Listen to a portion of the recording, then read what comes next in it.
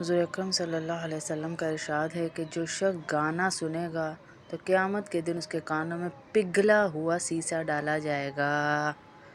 کچھ لوگوں کا کہنا ہے جی گانا روح کی غذا ہوتا ہے باجی، باجی روح کی غذا ہے اس لیے ہم تو سن لیتے ہیں۔ تو ایک اللہ والے نے بڑا خوبصورت جملہ کہا کہ جیسی روح ویسی غذا، گندی روح کی گندی غذا کہ اس کو گانے میں سکون آ رہا ہے، ورنہ بنانے والے نے تو اعلان کیا ہے الا بذکر اللہ تطمئن القلوب، کہ پاک روحوں کو میرے ذکر کے سوا کوئی بھی چیز مطمئن نہیں کر سکتی، سکون نہیں دے سکتی ہیں۔ پاک روحوں کا سکون کون ہے؟ اللہ کا ذکر۔ کیا ہے؟ اللہ کا ذکر۔ الا بذکر اللہ تطمئن القلوب۔ کون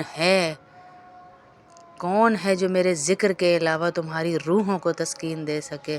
بڑا خوبصورت جملہ بول دیا بولنے والوں نے کہ ناپاک روحوں کی غذا بھی ناپاک ہوتی ہے، انہیں اسی لیے میوزک سے سکون مل رہا ہوتا ہے۔